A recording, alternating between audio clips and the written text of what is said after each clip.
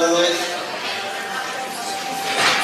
Agradeceros vuestra asistencia y le estaba diciendo al padre Laurentino que vaya a poder de convocatoria porque ideal no creo que haya sido, tenía salido, pero bueno, pues os voy a comentar brevemente, por lo menos dos cosillas, que conozcáis algo más a quien es nuestro conferenciante, el padre Laurentino. Dentro de concretamente el octavo encuentro moral que organiza la Asociación de Antiguos Alumnos Redentoristas y también Fundorética. Fundorética es la Fundación Europea para el Estudio y la Reflexión Ética, que concretamente los redentoristas, pues de alguna forma la fundaron. Pues hoy tenemos a Laurentino con un poder de convocatoria. Este es el octavo encuentro y yo creo que es el máximo de asistencia. Y el tema, pues mira, os voy a comentar, un día de los que estábamos por aquí en el santuario viendo las obras que había hecho el padre Laurentino, pues le dije yo, digo, Laurentino, te toca este año aquí, dentro del encuentro de moral, pues que nos hable algo. Y dice, no, que yo estoy muy bueno, venga, bueno, pero ya sabéis, esto hay que ir una vez, dos, y a la cuarta digo, bueno, vale, ¿qué tema? Digo, el que tú quieras. Dice, ¿qué te parece este? Digo, me parece fenómeno, y ahora lo veremos. Pues Laurentino nació en un pueblo de Burgos que se llama Urquiza. Eso, Vicente. Luego he escuchado a Vicente y dice Aujú, seguramente que será un gran pueblo de Burgos. Y nació allá por el año 49. Nosotros siempre, cuando hay un redentorista, comparamos un poco con antiguos alumnos. Entonces decimos que el padre Laurentino es del mismo curso que José Antonio del Río, que anda por ahí, de Pepe Márquez, que también anda por ahí, etc. Es del mismo curso. Entonces nació en el 49, o sea que es un chiquillo. Estudió en el Jovenado del Espino, ingresó en Nava del Rey allá en el año 67, yo no había nacido, y en septiembre del 75 hizo su profesión perpetua, se ordenó de diácono y posteriormente presbítero. Estudio, yo aquí me he quedado un poco, lo tenemos aquí como andar por casa, en el buen sentido, por supuesto. En Madrid se licencia en Teología Moral, en el Instituto Superior de Ciencias Morales, que estaba adscrito a la Universidad de Comillas, en Madrid. Y aquí en Granada, se licencia en Filosofía y Letras. O sea que en la especialidad de Psicología. No también aquí un psicólogo, no lo sabíamos. Más que del mismo. Pues bien, destino. Otra cosa que me ha quedado también un poco pensativo. Del año 75 al 84, 9 años, estuvo de formador en Santa Fe. Estuvo en el Jovenado de Santa Fe, aquellos padres socios que teníamos. En el 84 estuvo en Sevilla también. Después ya en el 96 fue a Madrid. Y allí estuvo hasta el 2015, que vino nombrado aquí a Granada como rector de este santuario del Perpetuo Socorro. Ha sido también consejero provincial y tiene algunos escritos, uno de ellos sobre el santuario y parroquia del Perpetuo Socorro y otro que vamos a tener, el coro San Alfonso, le vamos a tener que pedir información porque tiene algo escrito sobre un cantoral redentorista y no nos habíamos enterado de lo que se entera uno en esta conferencia. Pues bien, sin nada más, con vosotros, padre Laurentino. Muchas gracias.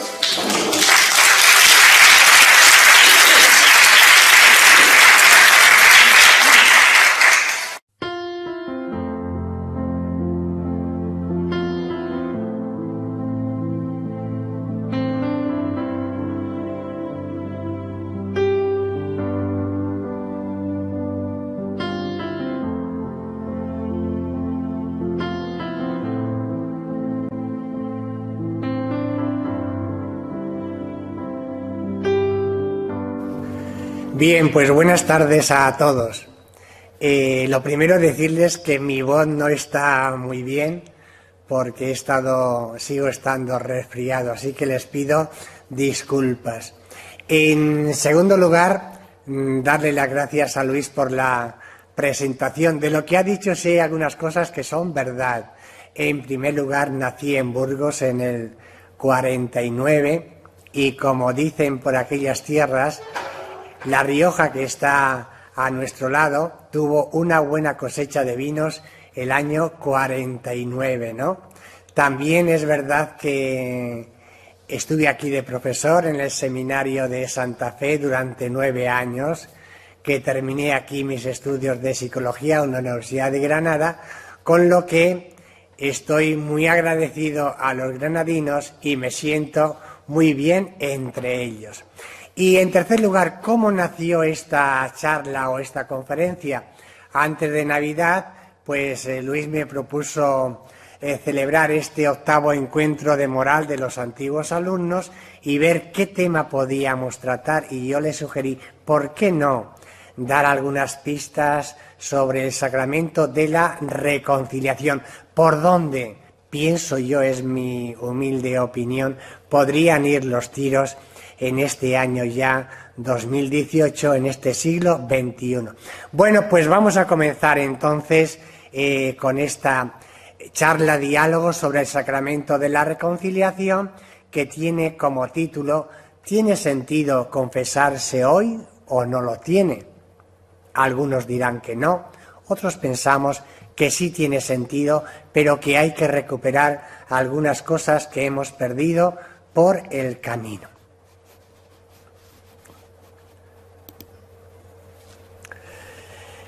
Lo titulamos Sacramento de la Penitencia y ponemos entre paréntesis muy chiquito confesión. Veremos después que la confesión no es toda la penitencia, sino una parte muy, diríamos, muy pequeña, y a veces quizás no sea la parte fundamental, ¿no? Si ustedes recuerdan la parábola del hijo pródigo, pues el padre no deja confesarse al hijo, ¿no?, sino que le da un abrazo y organiza una fiesta. O en la parábola también, o en el hecho de la mujer pecadora, tampoco la mujer se confiesa, sino que Jesús la coge y le dice, vete y no peques más. Podría llamarse sacramento del perdón, sacramento de la reconciliación. Modernamente también se habla del sacramento de la curación y del crecimiento cristiano. Yo quizás me quedaría con la del centro, ¿no? Sacramento de la reconciliación. ¿Qué nos dice Jesús? Jesús nos dice que no necesitan médicos los sanos, sino los enfermos. No he venido a llamar a los justos, sino a los pecadores. Así que a los justos, pues les vamos a dejar con su corona de gloria, con su perfección, con su, diríamos, pureza en todos los órdenes, ¿no? Nosotros nos vamos a meter como en el grupo de aquellos que pecamos, que a veces metemos el remo, como decimos vulgarmente, que necesitamos recomenzar cada día y que nos sentimos entonces frágiles, pecadores. Luego Dios ha venido a llamarnos a cada uno de nosotros de una manera muy especial. Un hecho, y el hecho es que muchos han abandonado la práctica de este sacramento.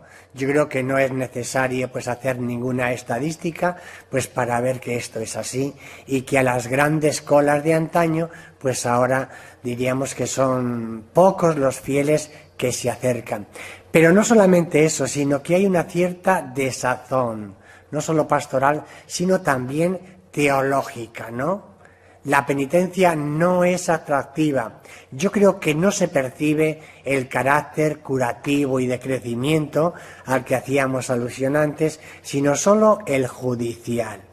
Yo voy para que el sacerdote, en nombre de Dios, sea mi juez y me absuelva de mi pecado. La señora María, por poner un nombre que vemos en esta diapositiva, podría ser el símbolo, en el aspecto positivo, de todo este desarrollo de la confesión, pues cómo se ha venido realizando y se realiza incluso en nuestros días, ¿no? Esa señora María que puntualmente, cada cierto tiempo, pues se acerca para confesarse. ¿Qué nos dice el Vaticano II, el Concilio Vaticano II, ¿no?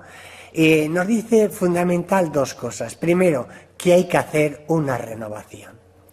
Revísese el rito y las formas de penitencia de modo que se expresen con mayor claridad la naturaleza y efecto del sacramento, dice el concilio, ¿no? Y luego, en sus orientaciones, nos recuerda que hay que cultivar la celebración comunitaria y también reactualizar la dimensión eclesial del pecado. Saben ustedes que el Concilio Vaticano II comenzó en 1962 con el Papa San Juan XXIII y terminó en el 65 con el Beato Pablo VI, ¿no? Así pues, mi deseo es presentar la penitencia como una oferta de curación, diríamos personal en nuestro corazón, y también como una salvación, como un perdón que Dios nos hace y que Dios nos regala, ¿no? Y al mismo tiempo presentarla también como crecimiento en la alternativa cristiana, que es la alternativa de Jesús de Nazaret, ¿no? Esa alternativa que está prefigurada, o diríamos, o escrita en esa carta magna para todos los cristianos, esa hoja de ruta que son las bienaventuranzas. Bien, pues este sentido, diríamos, de crecimiento, este sentido de curación, pues podría estar manifestado en esta diapositiva del Papa Francisco sentado en medio de la plaza de Roma, acogiendo, ayudando a crecer a los jóvenes. Así pues, el significado cotidiano que le damos a este sacramento es confesión. Pero ya les decía antes que la confesión solamente es una parte y quizás no sea la fundamental y más importante, puesto que si no hay un proceso, si no hay un arrepentimiento, si no hay un deseo de cambiar las cosas en nuestras vidas, pues yo diría que significa poco o nada. Así pues, volviendo a esta diapositiva que presentábamos al principio, pues ahí tienen ustedes diferentes formas de poder llamar a este sacramento. Sacramento de la penitencia, no está mal. Sacramento del perdón, recordando sobre todo la parábola del hijo pródigo, quizás esté mejor. Sacramento de la reconciliación, para decir que tenemos que reconciliarnos con nosotros, con nuestro entorno o con nuestro Dios, pues sin duda que también puede ser buena. O sacramento de la curación. Si no estamos sanados por dentro, no podemos crecer. Bien, dicho todo esto, vamos a hacer como una pequeña historia, una mirada a la historia.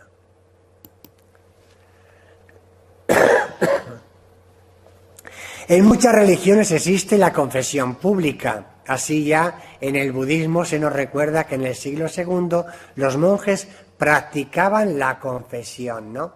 Y este nuevo rito habitualmente se expresaba y se expresa por medio de un rito. En el antiguo Israel encontramos el rito del chivo expiatorio, ¿no? Entonces, según el texto del libro del Éxodo, se presentan 2 machos cabríos puros sin mancha al sacerdote. Uno lo sacrifica, diríamos como ofrenda por los pecados del pueblo, y otro diríamos, delante de la puerta del templo, el sacerdote pone sus manos, por así decirlo, entre los cuernos del animal para dejar sobre él todos los pecados, todas las impurezas del pueblo, y después, como macho cabrío expiatorio, se le envía al desierto, ¿no?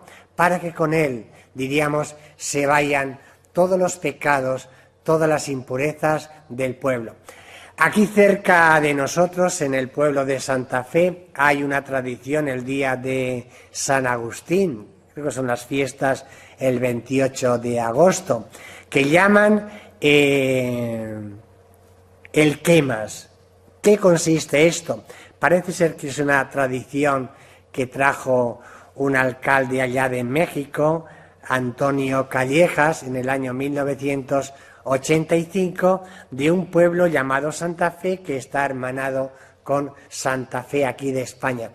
Y consiste en que se hace una falla, un muñeco, por así decirlo, y en esa falla o en ese muñeco se van clavando papeles donde van aquellas penas que tenemos, ¿no? Y luego ya, pues el día que comienzan las fiestas, todo se quema, para decir que también todas las penas se han quemado, todo se ha purificado, podemos comenzar de nuevo. Bueno, pues ahí está, yo les invito algún año a que vayan a verlo.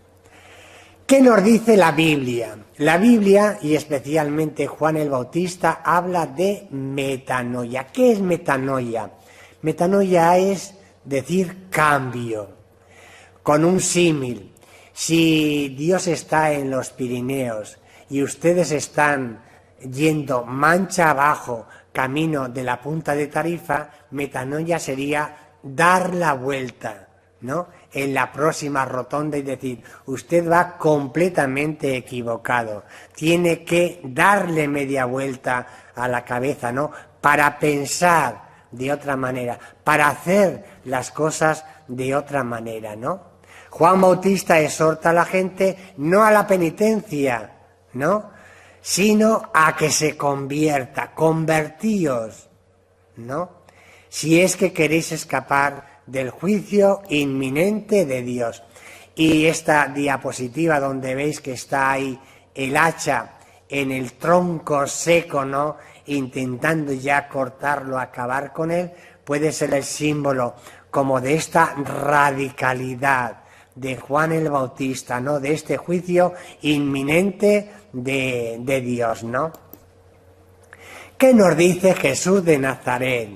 Jesús de Nazaret también predica la conversión, también predica la metanoia. Es necesario un cambio total, ¿no? Pero no anuncia el juicio inminente de Dios, sino que anuncia la cercanía del reino de Dios, ¿no? Esta cercanía, diríamos, esta conversión que se va a manifestar por medio del bautismo recibido de Juan y que continuará en toda la historia de la Iglesia. En el bautismo hay, pues, como símbolos curiosos, ¿no? Que es bueno recordar. Antiguamente, pues, en los primeros siglos no se convertían en masa los pueblos, sino que se convertían, pues, adultos, ¿no? Que daban el salto del paganismo a la fe cristiana. Entonces, con aquellos que se convertían después de haber hecho, pues, un largo proceso de esas catequesis cuaresmales que se decía, pues se les llevaba a un río. Y allí se les metía en el río, pues prácticamente medio desnudos.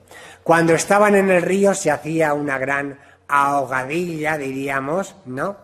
Y para decirles, muere a tu paganismo, muere a tus costumbres, diríamos, pasadas, ¿no? Muere a tus dioses y resucita al hombre nuevo, ¿no? Se pensaba que en el fondo de los mares, en el fondo de las aguas, no se conocía, diríamos, los fondos marinos, habitaban los espíritus del mal, diríamos, pues, por así decirlo, todas las fuerzas malignas, ¿no? Entonces, era salir de ese mundo para nacer a la luz. Y cuando salían se les ponía un vestido blanco que en la iglesia se solía llevar hasta el domingo in albis, ¿no? El domingo después de Pascua. Después pues ya se lo quitaban porque la mayor parte eran hortelanos, agricultores. Trabajar con un vestido blanco, pues yo creo que no iban muy lejos, ¿no? Pero ahí estaba como ese símbolo de renacer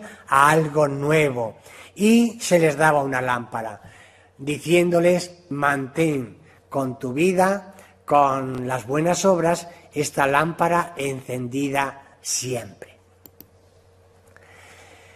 Sin duda que la expresión máxima como de este cambio, ¿no?, de esta cercanía, de esta metanoia, está expresada en esta parábola del hijo pródigo, ¿no?, donde Dios se nos manifiesta como un padre que acoge, un padre que sale cada día a la puerta de la casa para, diríamos, ver si regresamos y darnos ese abrazo de padre, ¿no? En este cuadro de Rembrandt, pues veis que ese hijo roto echado sobre el regazo del padre como que lo dice todo, ¿no? Y esas manos grandes, súper grandes que acogen, ¿no?, que acarician con ternura, pues también lo dicen todo, ¿no? O también estos pies descalzos. Dios no quiere que vayamos descalzos por la vida, desarrapados, ¿no? Él está esperando que volvamos para ponernos ese vestido nuevo, para ponernos ese anillo, ¿no?, para organizar una fiesta con nosotros porque hemos vuelto. Y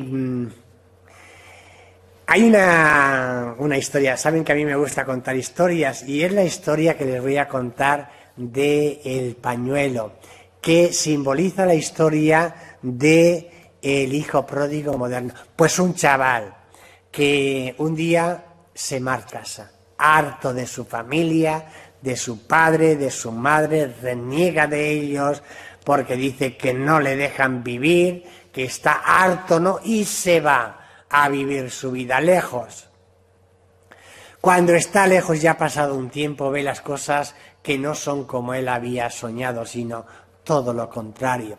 Y entonces hay un cambio en su interior, hay una metanoia y decide volver a casa. Pero ¿cómo volver cuando él se ha portado tan mal, cuando diríamos ha despreciado su nombre, su apellido, su familia?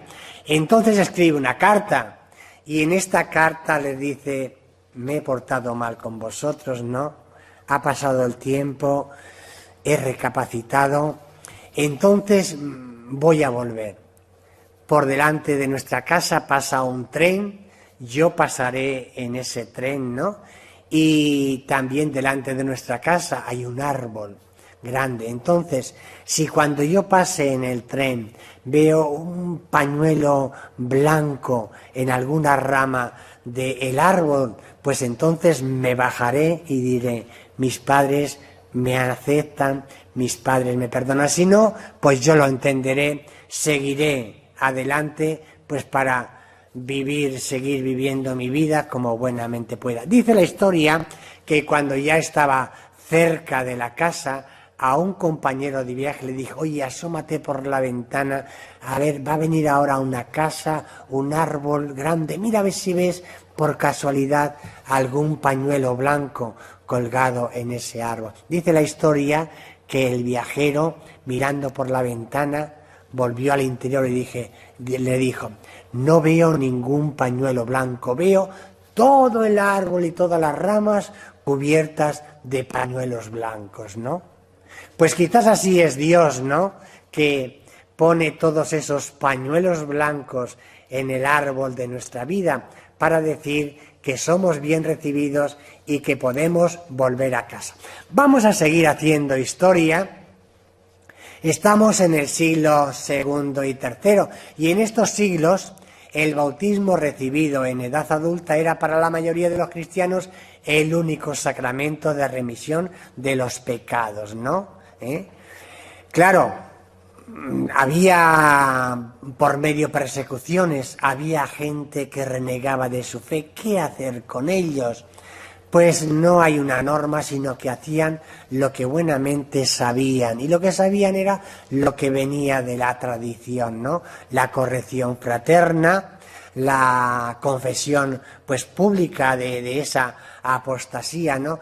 Y como una cierta praxis de autoexcomunión, pues aquel que no se sentía digno por todas estas cosas, sea la comunidad o él mismo, se autoexcluía de la participación en la Eucaristía y en la vida de la comunidad. Con el siglo IV y sobre todo con el edicto de Milán, pues cesan las persecuciones. Ser católico ya no es, diríamos, un pecado ni una desgracia, es una ventaja, ¿no? Claro, nace por una parte el monaquismo, de aquellos que querían llevar una vida más perfecta, más profunda, pero también nace la relajación de las costumbres. Ahora ya no se convierten solamente adultos después de un proceso, sino que a veces se convierten familias enteras y pueblos enteros, con lo que es lógico que haya también como esa relajación de las costumbres, ¿no?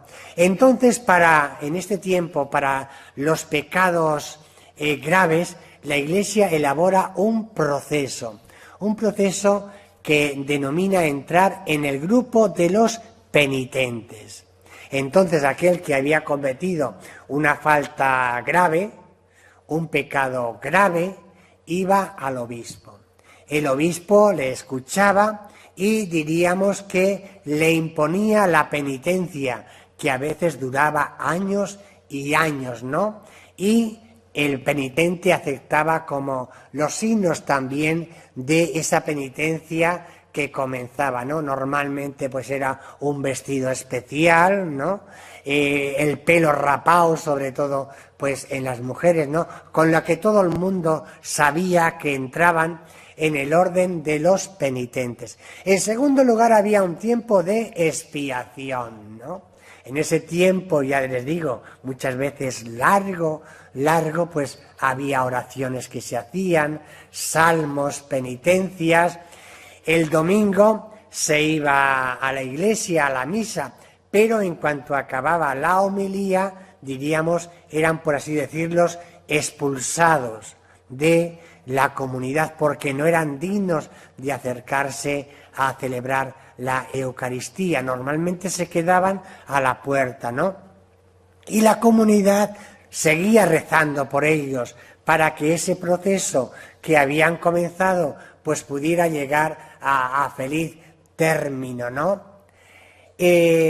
Pasado un tiempo, diríamos que había acabado ese tiempo de penitencia y normalmente se hacía coincidir con el Jueves Santo, donde ese grupo de penitentes entraba en la iglesia y ya recibía con la imposición de manos del obispo, por así decirlo, la absolución, ¿no? Y ya podían integrarse a la vida de la comunidad. ¿Qué características tenía? Tal como tenemos ahí en esa diapositiva. Una, unicidad. Solamente se podían perdonar los pecados graves una vez en la vida. Excepcionalidad. Era para los pecados mortales solamente, ¿no? Rigurosidad. Pues las penas eran largas y largas, años y años a veces de penitencia, ¿no? Comunitariedad, ¿no? ¿Qué quiere decir esto? Que todo el proceso se desarrollaba a vista de la comunidad que rezaba para que esos fieles, digamos, llevaran a final término, diríamos, su conversión, ¿no? Y por supuesto entonces había publicidad. ¿Cuáles eran esos pecados? Pues los pecados gordos, por así decirlos, graves, mortales, eran la apostasía, el renegar de la fe, era el homicidio, es decir, saltarse las normas más elementales de la convivencia humana, quitando la vida a aquellos que nos rodean, y el adulterio público, saltarse todas las normas humanas también, ¿no?, de la convivencia. También dicen que había algunos pecados graves, ¿no?, ocultos. Investigando, yo creo que va por la línea de también las violaciones, no solamente de las personas, sino sobre todo también de los cadáveres, algo que era muy importante en aquel momento.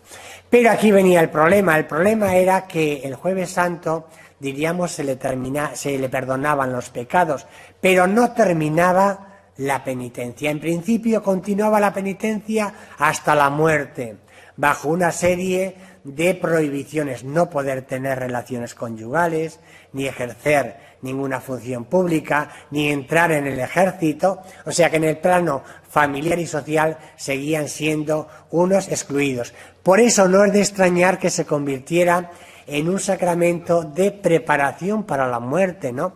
Incluso había sacerdotes u obispos que les decían a los jóvenes: mira, conviértete, pero no entres en el orden de los penitentes, porque se te van a perdonar los pecados si haces el proceso, pero como vuelvas a pecar, ya no se te perdonan los pecados. Así que se esperaba al último momento, cuando ya prácticamente no había posibilidad de volver a pecar, ¿no? ¿Por dónde vino una salida? Vino una salida a partir del siglo VI, por los monjes ingleses e irlandeses, ¿no? Y aquí nació lo que se llama la penitencia tarifada. Estos monjes misioneros vinieron de lejos de Roma, por así decirlo, de las islas a Europa, y trajeron como una nueva forma de celebrar este sacramento.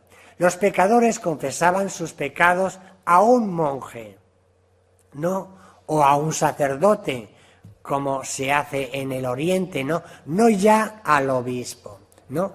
Recibían la penitencia proporcional por sus faltas, bueno, pues como se venía haciendo, ¿no? Pero cumplida la penitencia, vuelven y reciben el perdón. Y una vez al suelto, no tienen ya obligaciones.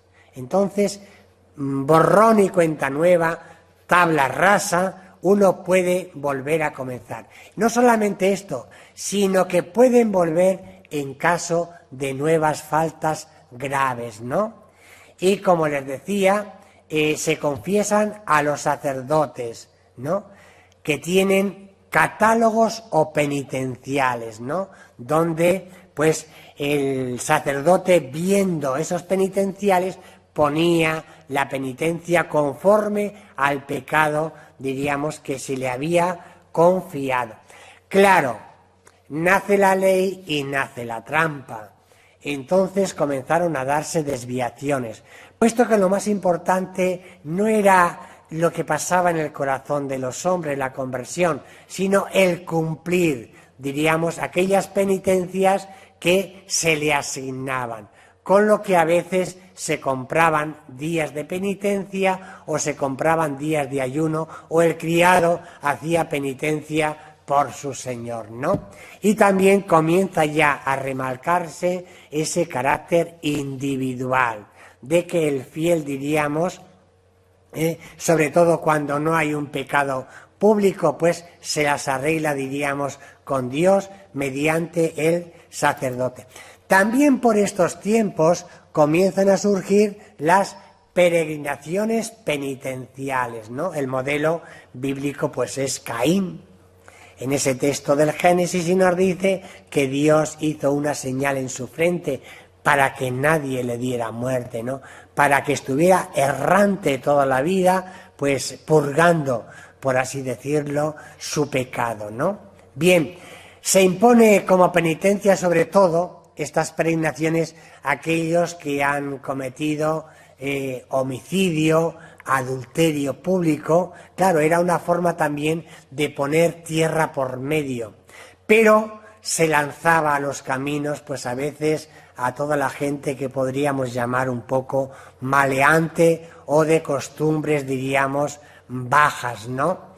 Con lo que a partir del siglo IX se intenta un poco organizar todo esto, y no se les manda de una manera descontrolada, sino a santuarios famosos, ¿no? Saint-Michel, allá en Lyon, en Francia, Santiago de Compostela, aquí en España, Colonia, en Alemania, donde se dice que, según la tradición, que están los restos de los Reyes Magos, ¿no? Roma y, por supuesto, Jerusalén. Y allí se les da una especie, para entendernos, de compostelana, es decir, el sacerdote, el obispo, pues da fe de que ese penitente ha recorrido el camino y que ha llegado hasta ese santuario, ¿no? También por el año 1300 comienzan a celebrarse los años que decimos santos, los años jubilares, pues recordando también que en la Biblia, en el Antiguo Testamento, existía la costumbre en Israel de cada 50 años celebrar ese año jubilar, donde todo volvía a su origen. Las tierras que uno había amontonado, pues pasaban otra vez a los primitivos propietarios, ¿no? Y todas las deudas eran condonadas. Había que comenzar otra vez haciendo tabla rasa, ¿no? Partir de cero. De hecho, el pueblo de Israel nunca lo cumplió, ¿no? Pero ahí está esa idea, ¿no? Y también comenzó a celebrarse la costumbre de que se perdonaban todos los pecados con esa penitencia de visitar las cuatro basílicas importantes de Roma. Ya saben ustedes cuáles son, ¿no? Pues San Pedro, por supuesto, Santa María la Mayor, que está cerca de nuestra casa en Roma, donde está el icono de la Virgen del Perpetuo Socorro, y luego San Pablo Extramuros y San Juan de Letrán. Serían las 4 basílicas importantes, ¿no? Bien, aquí tienen esta diapositiva que muestra esas penitencias, esas cruces, esas flagelaciones de aquellos penitentes, ¿no? Y que algo pues también ha llegado hasta nuestros días. Estamos ya en el siglo XIII, XIV, XVI, ¿no? Y tenemos 2 concilios que van a fijar las cosas que han llegado hasta nosotros. Estos concilios son el Concilio Lateranense IV, 1215, y luego veremos el Concilio de Trento, 1545-1563.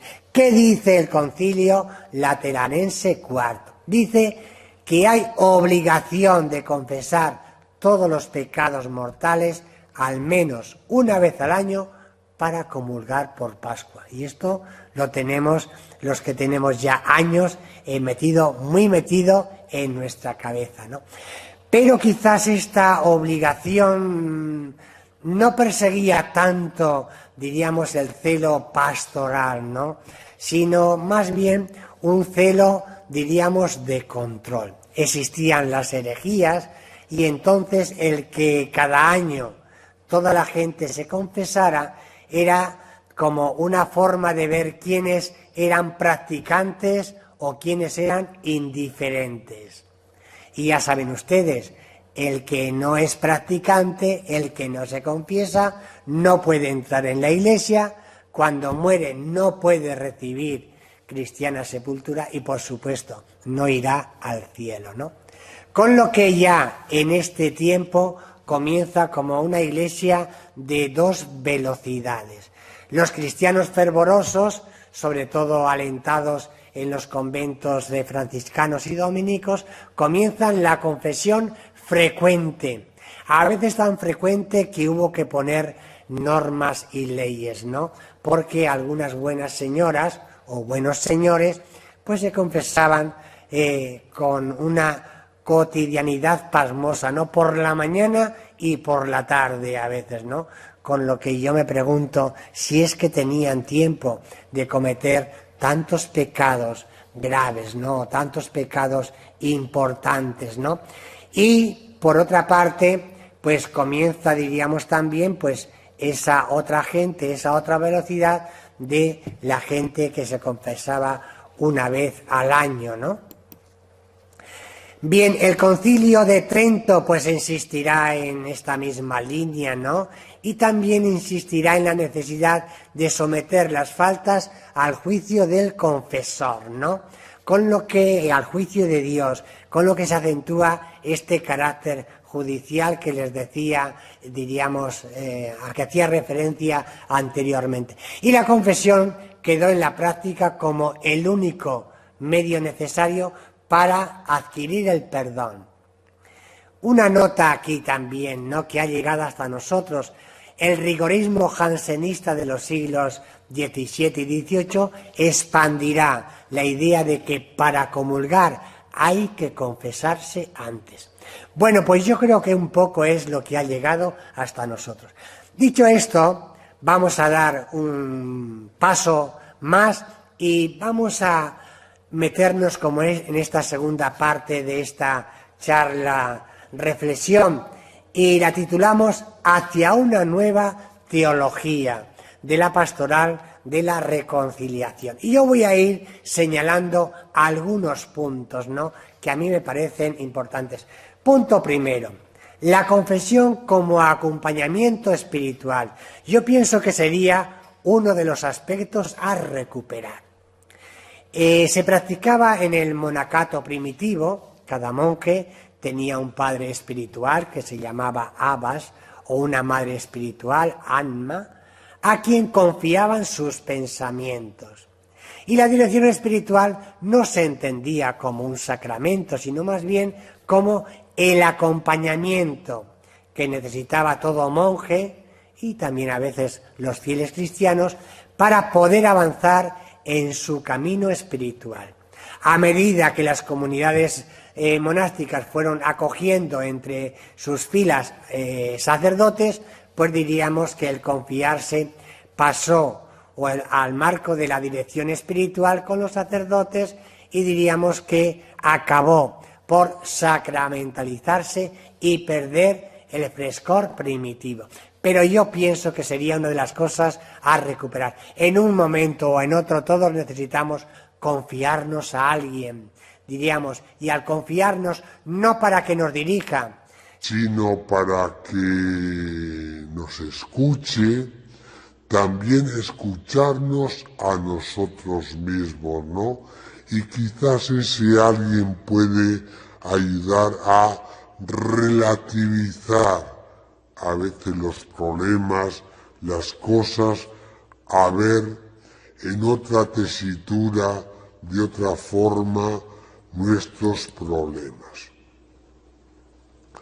Aquí tenemos a estos dos actores, ¿no?, pero que pueden simbolizar muy bien como ese carácter de confiarse uno a otro.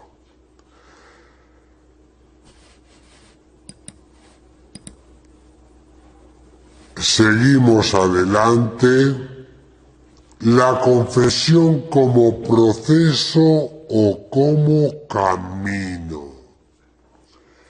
No hay celebración auténtica del sacramento de la penitencia que no sea la culminación de un proceso de conversión que se ha hecho.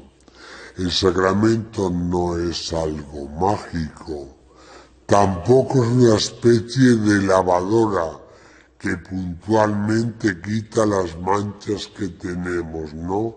Como si nuestro corazón tuviera ahí unas manchas y hay que echarle un detergente para quitarlos, ¿no?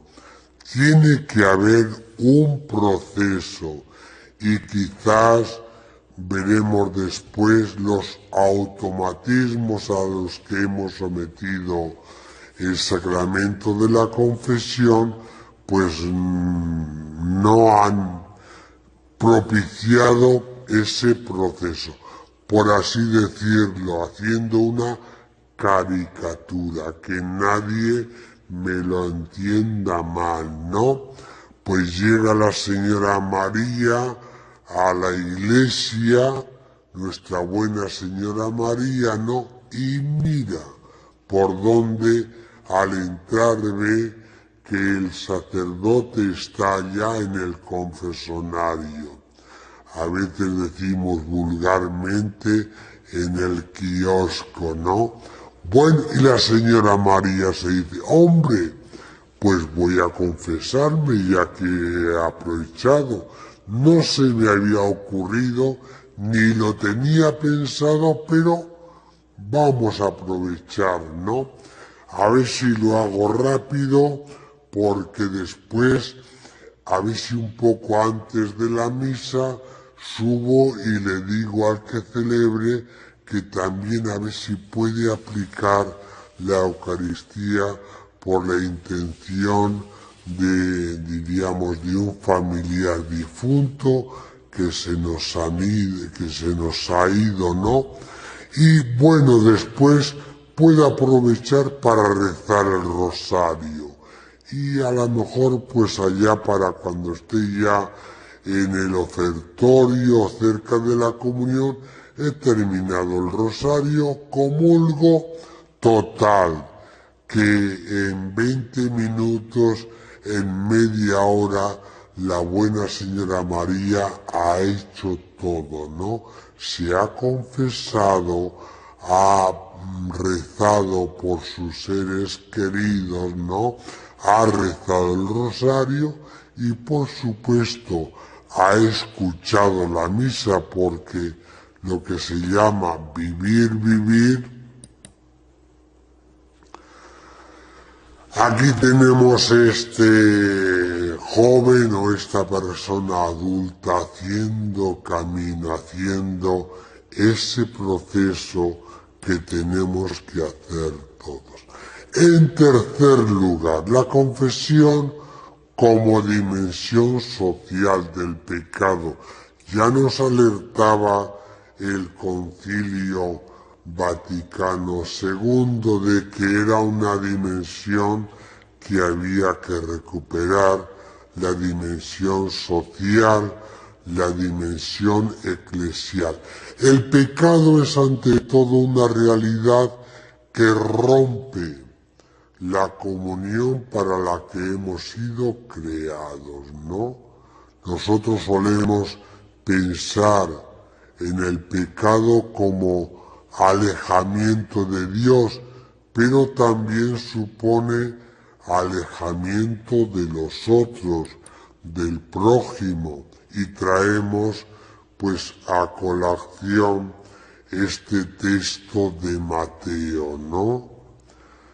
Si estás presentando tu ofrenda en el altar y allí te acuerdas que tu hermano tiene algo contra ti, deja tu ofrenda allí, delante del altar, y ve, reconcíliate primero con tu hermano, y entonces ven y presenta tu ofrenda. Y tu ofrenda entonces tendrá un sentido auténtico, porque ya te ha reconciliado previamente con tu hermano. En cuarto lugar, yo creo que habría que recuperar la Cuaresma como un tiempo especial de reconciliación, de curación, de camino, de crecimiento en la fe. Recuerdan ustedes que en los primeros siglos era la comunidad cristiana la que rezaba por aquellos que estaban en la puerta, por aquellos que estaban en el orden de los penitentes, ¿no? Para que llevaran a final término su conversión, ¿no? Entonces, pues nació con esta idea para que el día del Jueves Santo pudiera reintegrarse todos y que toda la comunidad pudiera vivir esa vigilia pascual sin que hubiera nadie excluido. Pues esta diapositiva nos recuerda que la Cuaresma es un tiempo precioso de conversión. Como dice el apóstol, es el tiempo oportuno. En quinto lugar, una pregunta: ¿sería posible recuperar otras formas creativas de reconciliación? Yo creo que la Iglesia tendría que seguir profundizando. Aquí les presento una referente al Camino de Santiago, ¿no? Con esta buena mujer, esta, diríamos, fenomenal actriz, Shirley MacLaine, ¿no? Y en un artículo que apareció en el periódico El País en 1994, pues se decía lo siguiente, y lo voy a leer. Shirley MacLaine, la actriz estadounidense, completó ayer su peregrinación a lo largo del Camino de Santiago. La inolvidable protagonista de algunas de las obras maestras de Billy Wilder, como Irma la Dulce, decidió convertirse en peregrina por prescripción facultativa. MacLaine, de 60 años, estaba pasando por un mal momento personal y la psicoterapeuta brasileña Ansart le recomendó que realizase a pie todo el trayecto de la ruta jacobea desde Roncesvalles, en el Pirineo francés, hasta Santiago.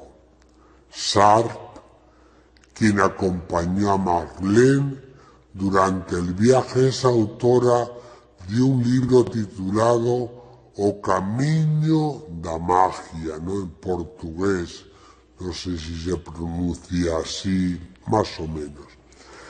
Y en otras ocasiones ya ha aconsejado a cantantes y personajes famosos de su país el peregrinaje a través del camino, según Sartre, ¿no? Este Camino de Santiago, para superar baches psicológicos, ¿no?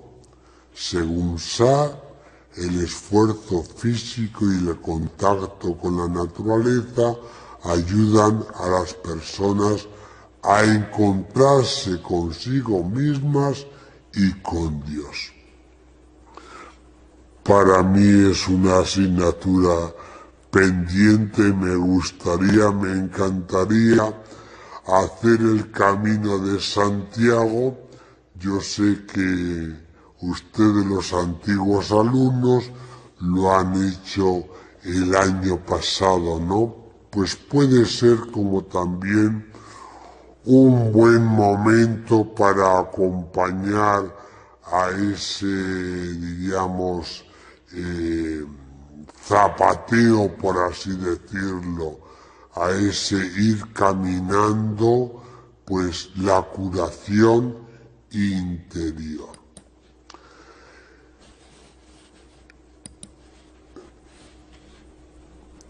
Pasamos otra diapositiva y otra pregunta. ¿La confesión es una obligación? Desde el punto de vista teológico, solo existe la obligación de confesar los pecados que son mortales, ¿no? Para los no mortales hay otros modos y otras formas. Al celebrar la Eucaristía tenemos el momento del perdón inicial, pues yo creo que para todas las faltas habituales, normales de la vida, pues celebrando la Eucaristía con profundidad de corazón, se perdonan los pecados.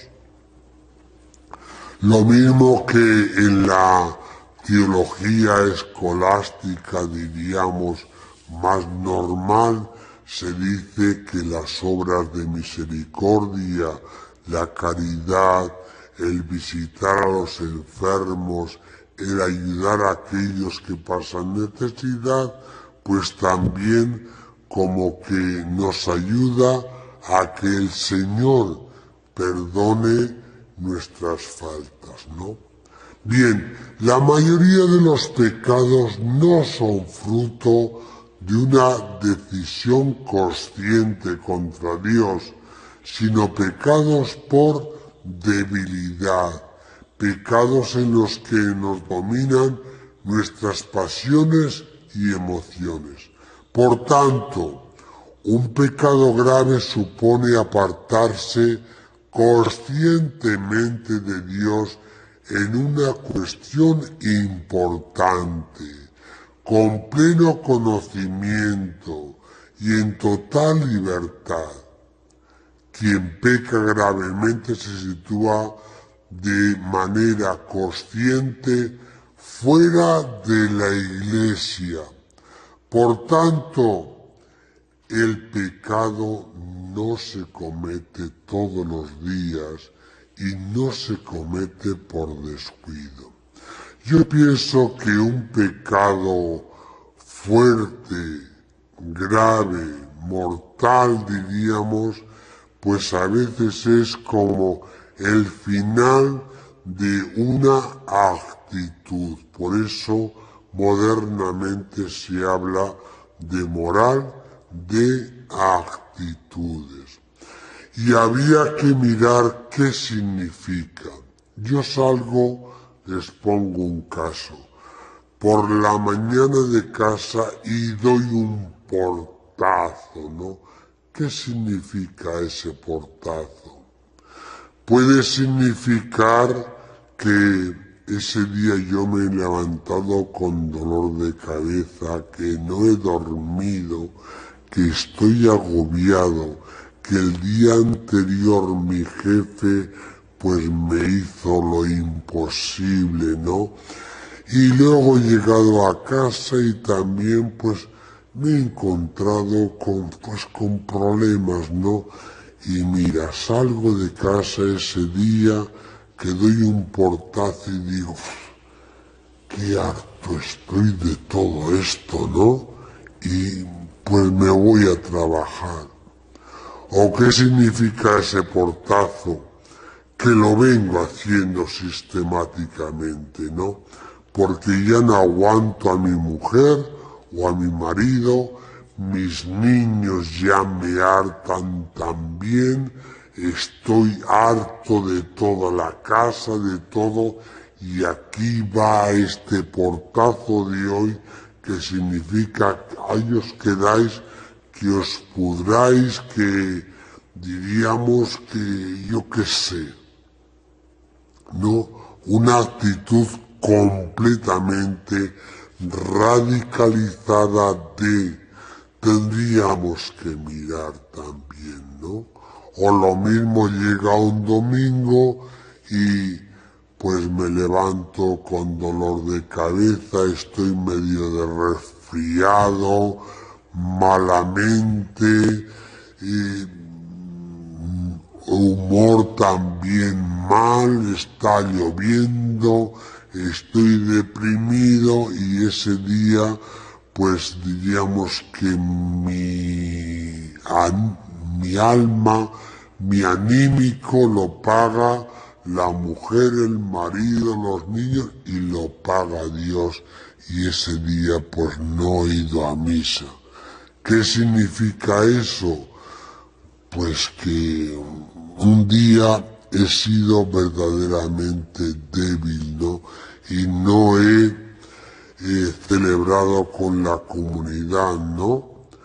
Pero no es la misma actitud de aquel que dice, bueno, hoy no voy a misa, hoy a dormir aquí la grosse matinée que dicen los franceses, ¿no?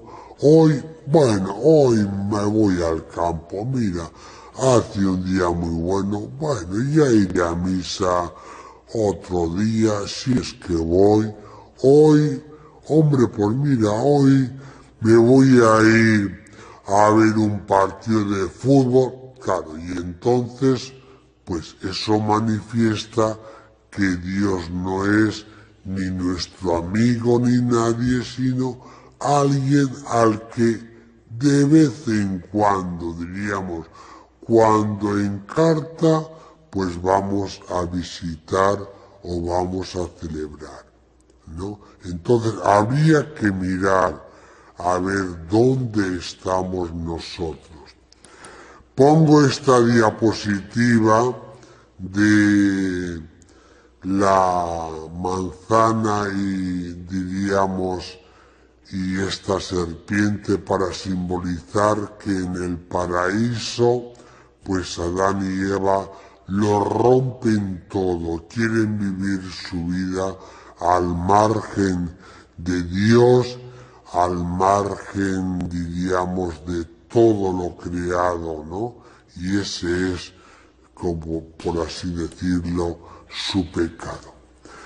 En séptimo lugar, ¿es válida la confesión con un laico? Pues la confesión hecha ante un laico existió de una u otra manera hasta el siglo XVI. San Ignacio de Loyola, antes de la batalla de Pamplona, hizo su confesión ante un simple soldado, ¿no? Bueno, que el poder de confesar corresponde exclusivamente al sacerdote es algo que se va introduciendo en la teología escolástica, ¿no? Y según la doctrina oficial de la Iglesia, la absolución está reservada exclusivamente al sacerdote. Muy bien, estamos de acuerdo, ¿no?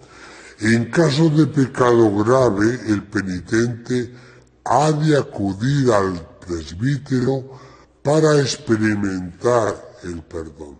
Y esto tiene pleno sentido. Hay un pecado grave, hay que darle la vuelta, diríamos, hay que hacer como ese cambio, esa metanoia, y entonces el sacerdote es necesario para simbolizar esa iglesia, ese Dios que nos perdonan de nuevo, ¿no? Pero no sería obligatoria cuando no hay pecado grave y, por supuesto, cuando no hay posibilidad, ¿no?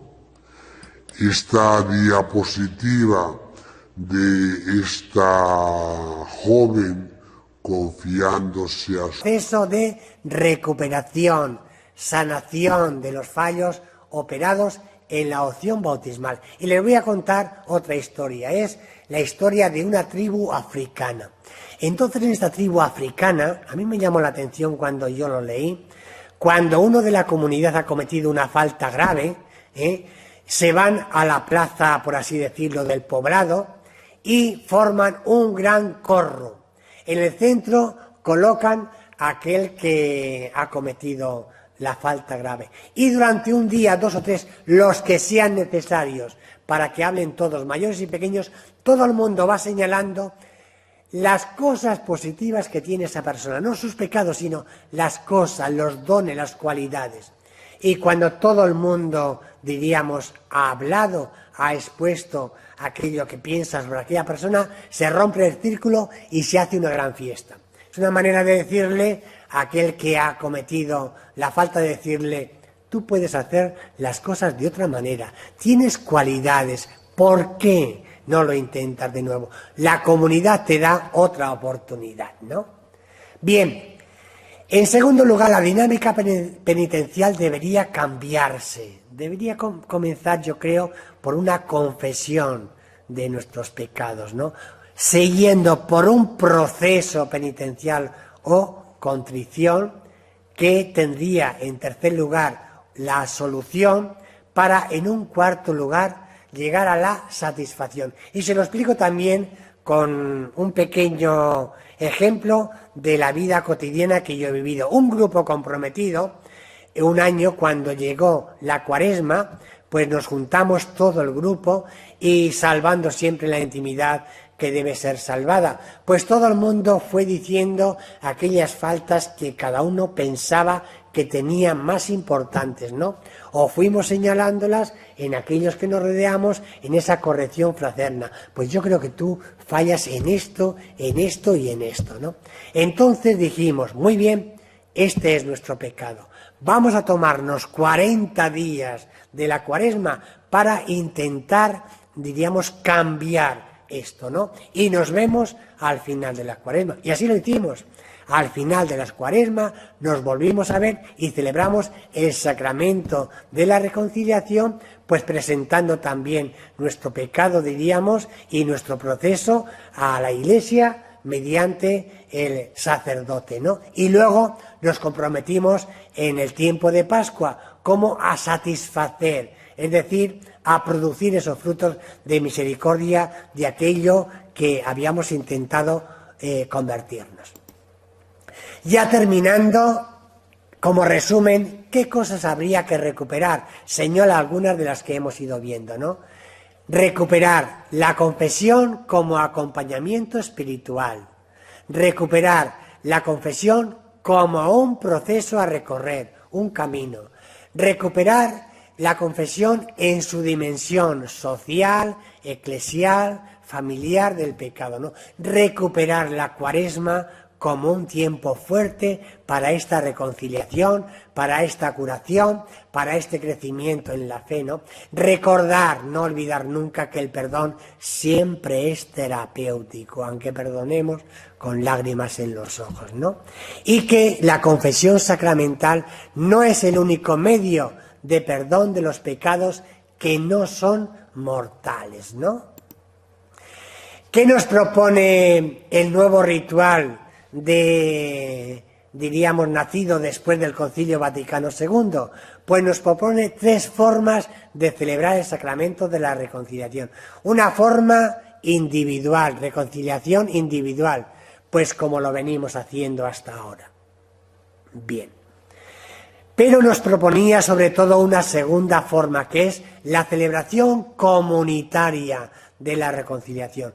El concilio dice que tendría que ser la habitual y tendríamos que recuperar, diríamos, esos tiempos fuertes para celebrarlo. Y hay una tercera, diríamos, forma, que es la celebración comunitaria de la reconciliación con absolución colectiva, que normalmente no suele hacerse a no ser en casos excepcionales, por ejemplo, ante una guerra o ante la imposibilidad de confesarse. A veces no hay sacerdotes, pues uno, diríamos, se acerca a la comunión con la intención y el propósito de, en la primera oportunidad, si hay un pecado de muerte, un pecado mortal, confesarlo, diríamos, a un sacerdote que representa a Dios. Bueno, esto lo voy a pasar, pues un poco el concilio hace hincapié en esto, ¿no? En esa que en la celebración tiene que estar presente la palabra de Dios, que nos convierte por dentro, y tiene que también estar presente la comunidad. ¿Qué nos dice el Papa Francisco? Diríamos nuestro Papa simpático, cercano, ¿no? Que ha dado media vuelta, diríamos, a la vida de la Iglesia y de los cristianos. Pues en primer lugar que el Papa acostumbra a confesarse con una cierta frecuencia, y lo podemos encontrar en cualquier iglesia de Roma, pues acercándose al primer sacerdote que encuentra para, diríamos, poner ante el Señor su vida y su conversión y su pecado. Pero también nos dice el Papa Francisco en esta audiencia: el sacramento de la reconciliación es un sacramento de curación. Cuando yo voy a confesarme es para sanarme, curar mi alma, sanar el corazón y algo que no hice y que no funciona bien, ¿no? Ven ese carácter sanante, curativo, ¿no? Dice el Papa Francisco también, ir a confesarse no es como ir a una tintorería, donde te quitan una mancha, ¿no? No, es ir a encontrar al Padre, que te reconcilia, que perdona y que festeja, ¿no? Vuelvan otra vez a recordar la parábola del hijo pródigo y siempre que tengan oportunidad léala de nuevo, porque es la parábola más preciosa que se puede escribir sobre el amor de Dios. Y termina diciendo el Papa Francisco: nosotros decimos que debemos buscar a Dios, ir a Él a pedir perdón, pero cuando vamos, Él nos espera. Él está primero. Nosotros en español tenemos una palabra que expresa muy bien esto: el Señor siempre nos primerea. No sé si está en el diccionario, al menos el Papa Francisco la ha puesto ahí, ¿no? Está primero, nos está esperando, ¿no? Y nos está esperando, pues como esos almendros, ¿no? Que ahora están ya floreciendo en el Valle del Lecrín. Termina diciendo el Papa, este primerear, ¿no? Esta es la experiencia que los profetas de Israel describían diciendo que el Señor es como la flor del almendro, la primera flor de la primavera. Y yo termino diciendo, en este momento ya en nuestro Valle del Lecrín, los almendros están floreciendo. ¿No podría florecer también algo nuevo en nosotros en este tiempo de Cuaresma, en estos 40 días que hemos iniciado? Yo creo que sí, que sin duda van a hacer algo nuevo, porque es el tiempo oportuno. El santuario saben que se toma esto en serio, ¿no? Y quiere hacer también como un proceso de conversión.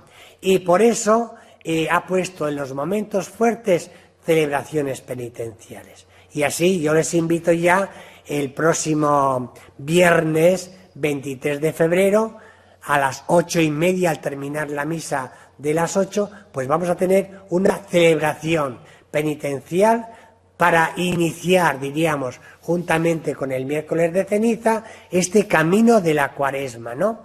Y al terminar la Cuaresma, el Jueves Santo, por la mañana a las 12, tendremos una segunda celebración de la penitencia para ver qué camino hemos hecho. También vamos a tener una tercera el 4 de mayo. ¿Por qué? Porque el día 6 de mayo, que es domingo, tendremos la celebración del sacramento de la unción de los enfermos. Y luego, también en esos días están las primeras comuniones y las confirmaciones. Y puede ser para algunas personas pues un tiempo muy importante, ¿no? Y vamos a dar esa oportunidad. Siguiendo el año y el ciclo litúrgico, pues tenemos antes de la Navidad el Adviento, y tendremos también en ese Adviento como la cuarta celebración penitencial, ¿no? O si comienzan el año litúrgico por el comienzo, sería la primera, y la de mayo sería la cuarta, la última. Bien, pues aquí termina esta charla diálogo. Les doy las gracias por su paciencia, por su atención, ¿no? Y nos seguiremos viendo. Así que, buenas tardes. Desde la asociación tenemos costumbre, en estos cursos que hacemos, bueno, en estas conferencias de moral, pues obsequiar al conferenciante con un libro y una placa. Esta vez ha tenido un doble efecto, y es que en lugar de un libro han sido dos, y espero que este no lo tenga, es la carta de Francisco.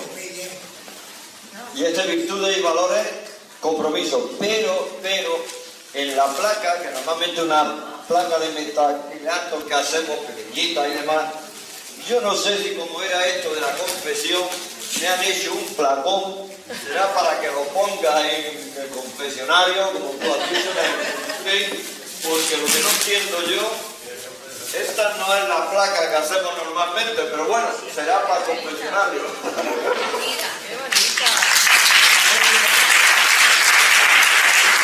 Muchas gracias, y de verdad que nunca hemos visto esta sala tan llena. Muchas gracias.